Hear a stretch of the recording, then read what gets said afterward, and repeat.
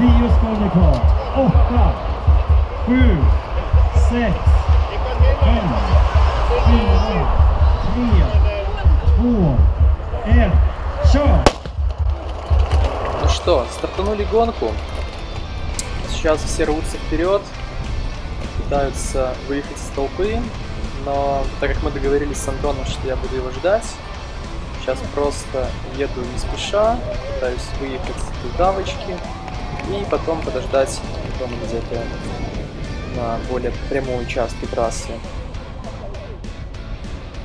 О, хорош, здесь посвободнее уже. Вижу Дарика, парень в черном нас обгоняет. Наш друг приехал с нами на гонку. Можно за ним пристроиться, конечно, проехать, но, судя по всему, он будет топить. Вот. Тогда Антона мы точно потеряем. Ладно, пробуй привет Антона. Вроде где-то я вот это что видел сзади.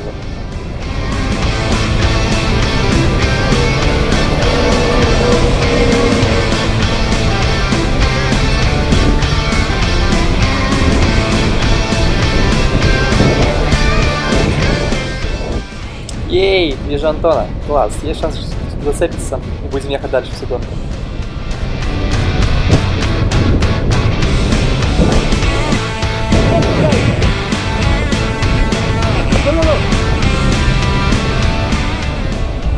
Чувак подумал, что я с ним разговариваю.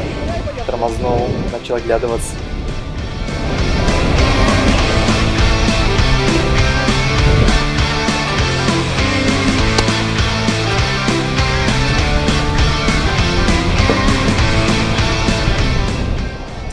За что не люблю в таких гонках лесные участки, что на этой узкой трассе никого не обгонишь. То есть, если за кем-то уже встал, то едешь за ним, не знаю, до ближайшей дороги, видимо.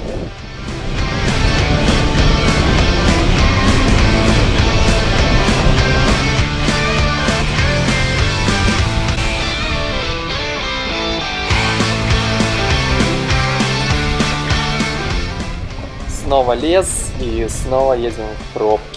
Так еще, наверное, ближайшие километров 2, то и больше. Народ стоит, хлопает. Ну, в целом прикольно. Хоть не жарко здесь.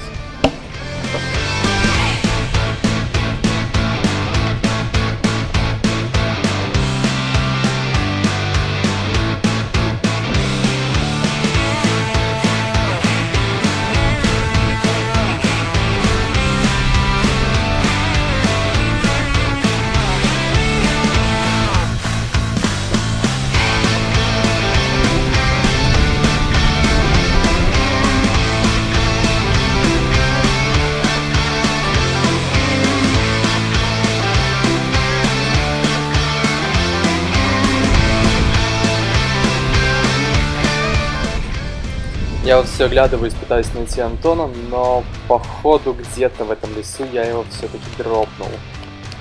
Блин, обещал же, что не дропну. Так обидно. Ладно, походу будем топить.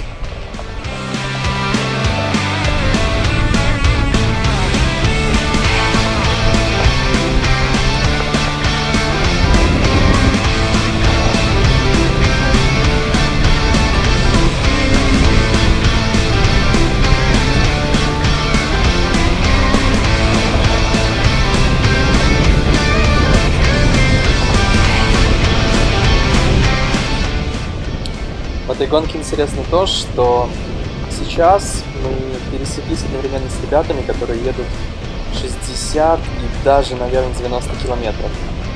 То есть, получается, по сути, они начали гораздо раньше нас, и потом мы все встретились где-то в одной точке. Вот. И обидно здесь то, что эти чуваки после, там, скажем, 20 или 50 километров уже могли быть уставшие. Поэтому если кто-то едет медленно, это не значит, что ты за ним можешь пристроиться и ехать так же медленно. Скорее всего, чувак уже там поехал дофигать, и он реально просто его принять и переехать дальше. Вот, кстати, мужика в синем, за которым я очень долго ехал, я таки обогнал.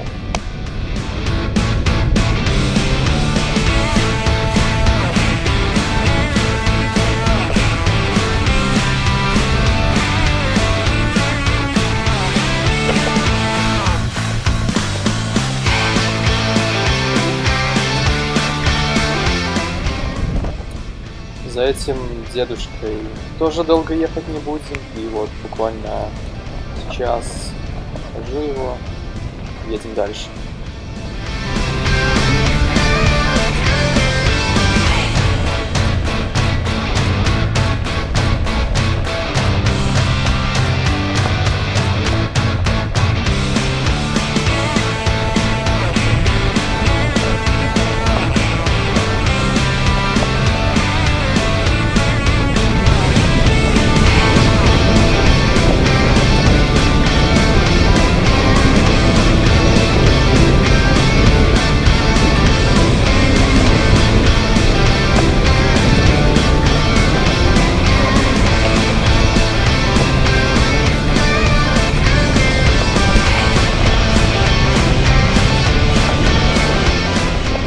После такого небольшого даунхилла началась офигеннейшая горка просто вверх.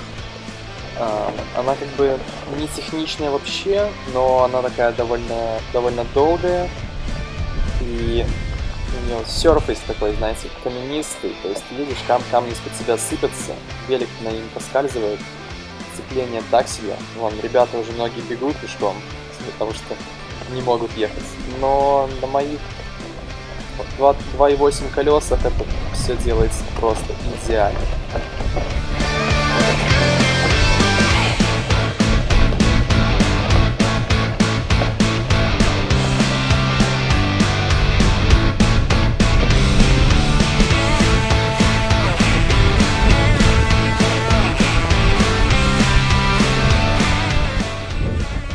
Тоже вот прикол, что вроде кажется горка закончилась, только что ты так покорил вершину, выглядываешь, а там еще дальше, еще метров 50, а то и 100.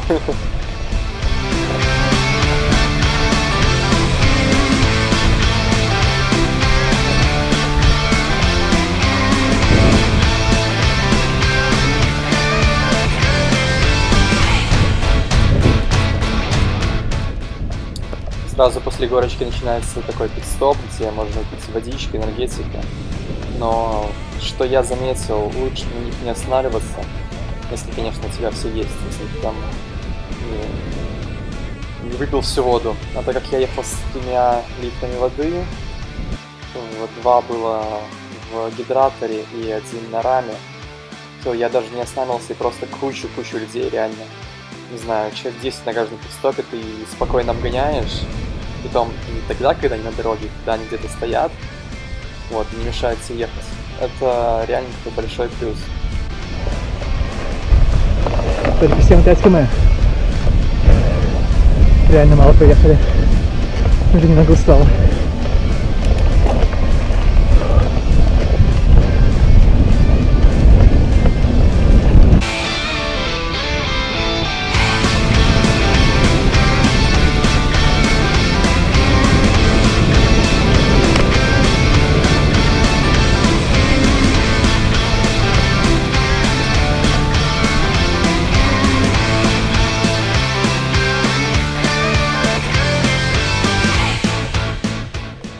Началась офигеннейшая просто песочная секция, на которых заметно, что люди, у которых, знаете, шины 2.2, 2.0, они просто конкретно буксуют. В то время как на моих широких 2.8 оно проходится изи. Ну, то есть я вот, смотри, реально иду почти, в 2 раза быстрее, чем чувак впереди меня. Притом они еще спотыкаются, где-то там останавливаются. Я еду дальше.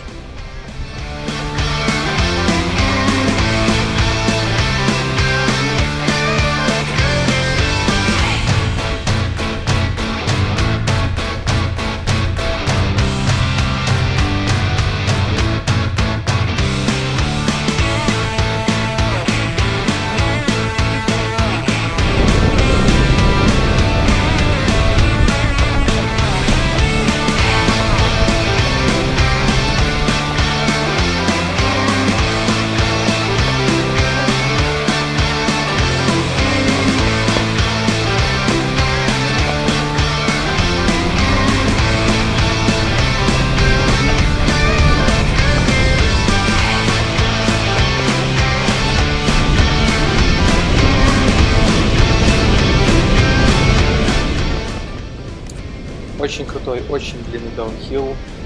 Ехал его, наверное, минут 7, а то и 10. Даже руки забились немного.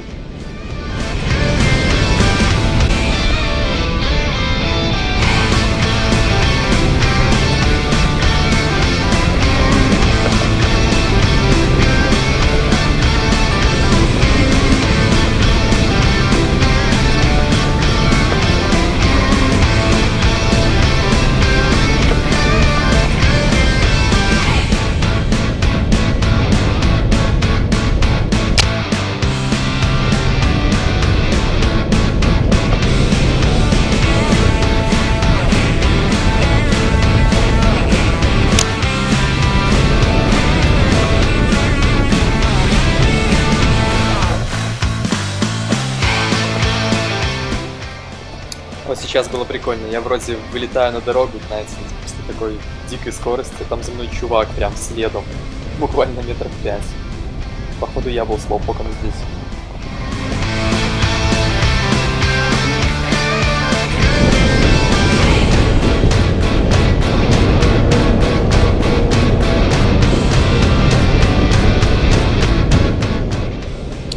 Все пытаются валить на таких прямых участках дороги, где есть асфальт, потому что вроде как по статистике именно здесь у тебя самое большое преимущество скорости.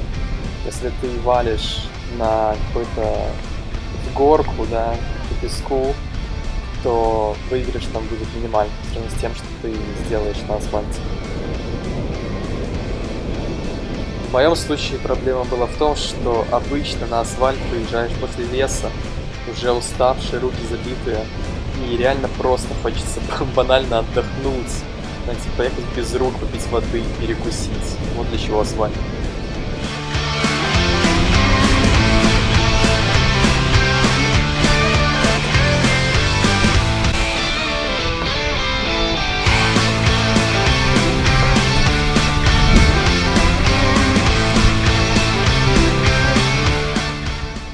Наверное, одни из самых грустных участков на гонке, потому что потоптана тропа через поле.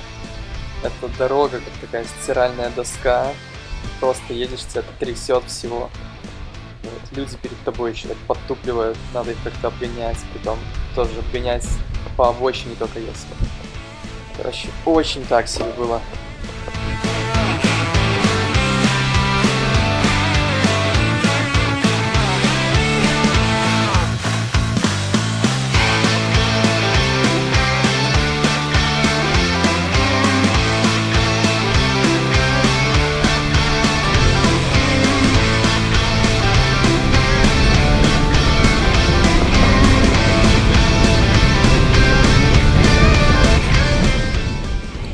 Получается, обогнал парня прямо в конце подъема, чтобы уже на спуск выехать первым и в итоге первым въехать в лес, чтобы там не толпиться нигде. Как оказалось, удачно. Где там Антон? Пытаюсь рассмотреть. Единственное такое место, где можно далеко увидеть тех, кто позади, но что-то никак.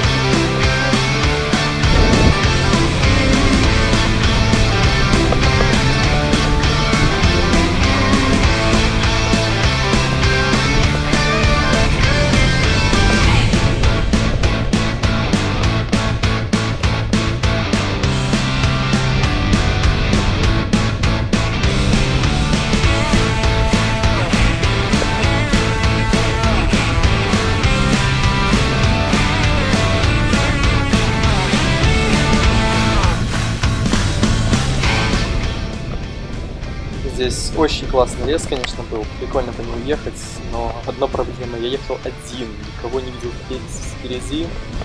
И реально просто боялся сбиться с дороги и потеряться. Потому что фиг знает, что потом делать.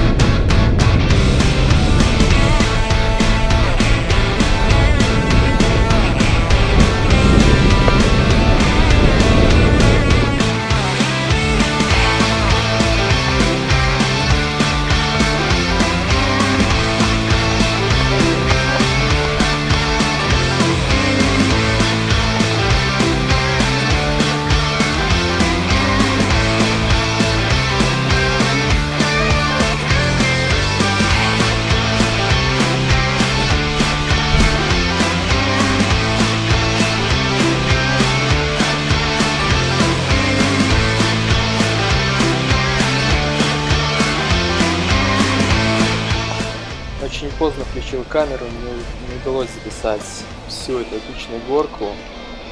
Смотрю сейчас на страве, получается длина у нее была 600 метров при уклоне 11,5% и total elevation 73 метра. То есть очень-очень круто, но совсем не технично, потому что по асфальту. Но зато много людей на ней погнал, что тоже большой плюс.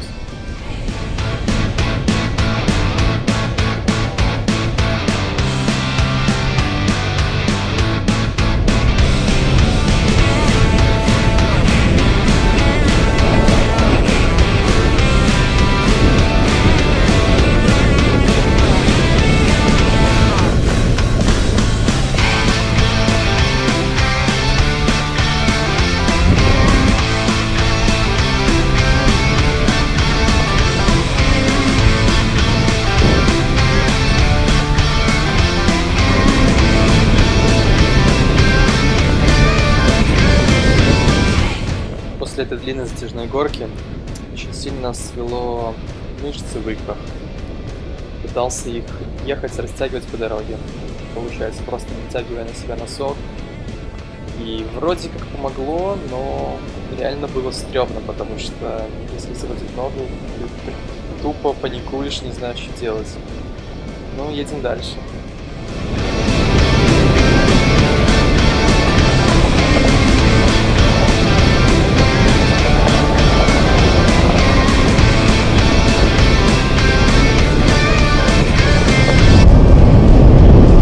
Горочка была огнище.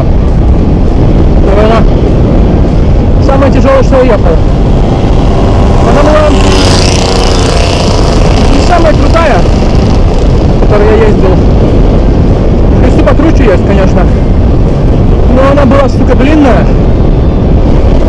Но зато, наверное, здорово погнал. А сейчас вот, батончик. Подкрепляюсь.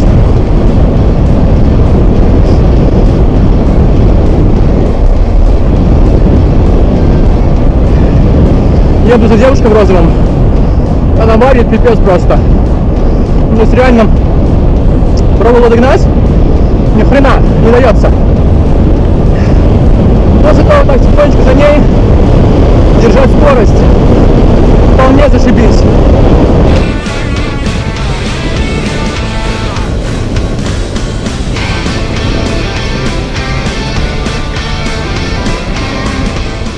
Парень в зеленом обогнал меня, которого я до этого на длинной горке сделал.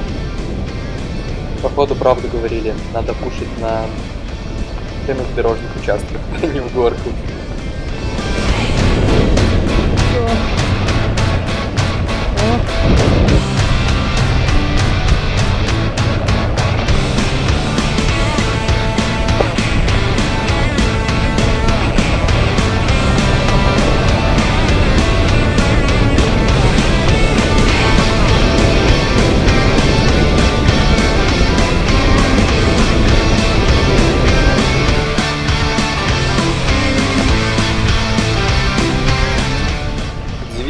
Но попали в пробку реально. Впереди едет группа, наверное, человек 7 или 8 сегодня. Все друг друга пытаются обогнать. пыль стоит. Ну, такое себе.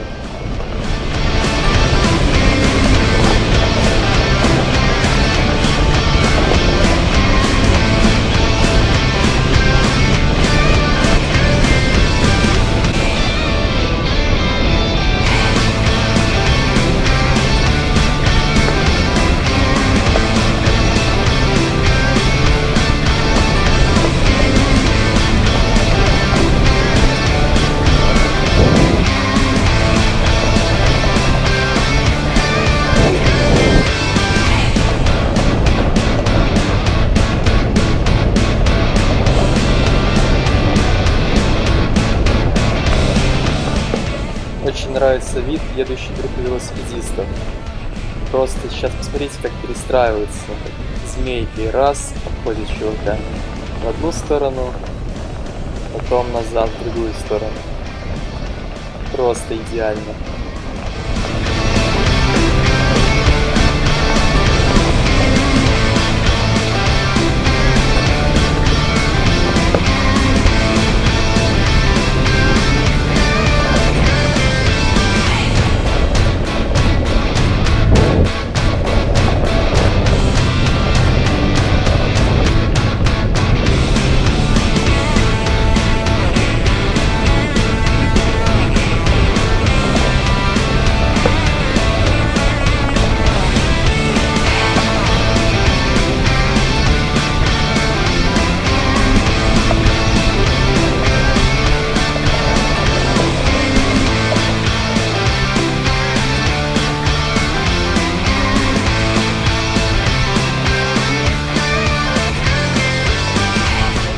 Помните, что я говорил про пидстопы?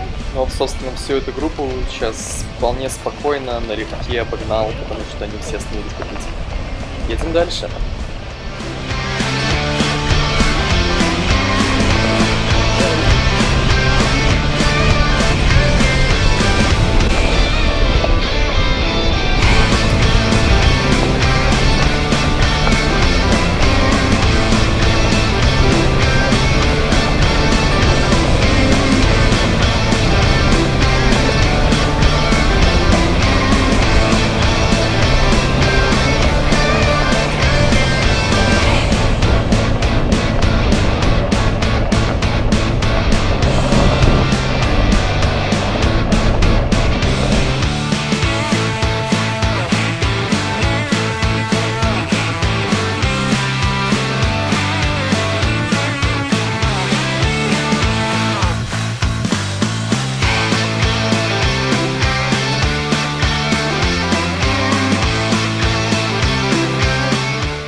Очередной песочный участок, но у меня уже нет сил пушить как того чувака.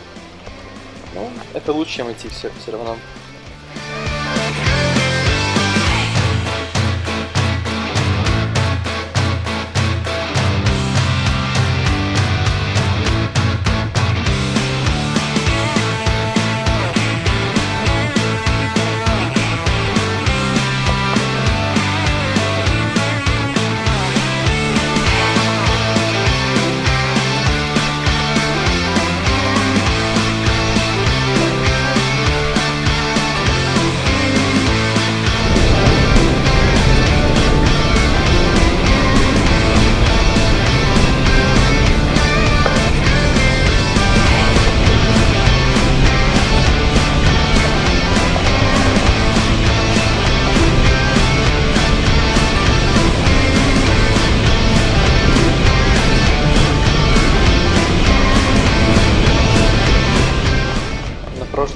Я выбрал не самую удачную линию, потому что тут чувак сзади кричал: пропусти меня, пропусти. В итоге что? Вон он все затупил. Больше меня не догонял.